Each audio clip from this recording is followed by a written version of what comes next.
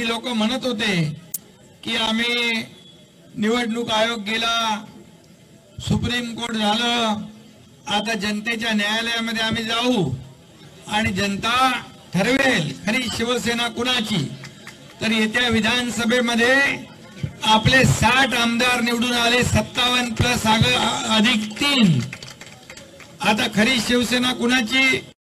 मग लाडकी बहीण असेल आणि म्हणूनच बाळासाहेबांचे विचार आपण पुढे घेऊन या राज्यामध्ये सरकार स्थापन केलं 2.5 वर्षापूर्वी आणि 2.5 वर्षात या राज्यामध्ये एकीकडे विकास झाला आणि दुसरीकडे कल्याणकारी योजना झाल्या। मग लाडकी बहीण असेल, लाडका भाऊ असेल, लाडका शेतकरी असेल, सगळेच लाडके युवक, लाडके ज्येष्ठ, आता काय सगळे लाडकेच आहेत।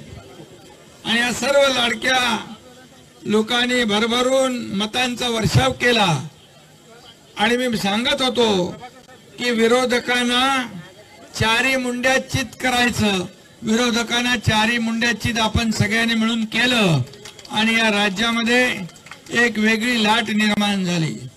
मी त्यावेळेस पहिल्या भाषणात विधानसभेच्या म्हणालो होतो, मी आणि देवेंद्रजी दोघं मिळून 200+ आम्ही आणू, नाहीतर गावाला जाऊन शेती करायला, तर 232 आणलेले आहेत।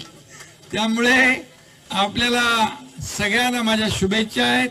खरं म्हणजे जो काही विश्वास 2.5 वर्षामध्ये या महाराष्ट्रातल्या जनतेने दाखवला आणि विधानसभेच्या निवडणुकीमध्ये जे भूतो न भविष्यतो अशा प्रकारचं अतिशय अद्भुत असं, म्हणजे त्याला लँडस्लाइड मॅन्डेट म्हणतो आपण, अशा प्रकारचा विजय यश या झालेल्या विधानसभेच्या निवडणुकांमध्ये दिलं।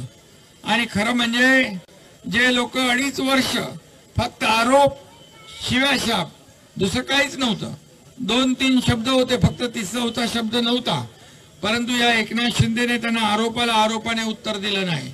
मी आरोपाला कामातून उत्तर दिलं आणि म्हणूनच या महाराष्ट्रामध्ये महायुतीचं सरकार थंपिंग मेजॉरिटीने पुन्हा स्थापन झालं। अनेक लोकांना स्वप्न पडली होती, त्यांनी मंत्रिमंडळ स्थापन केलं होतं, हॉटेल बुक केली होती, परंतु महाराष्ट्रातल्या जनतेने त्यांना त्यांची जागा बुकिंग रद्द करून टाकलं आणि महायुतीला विजय मिळवून दिला।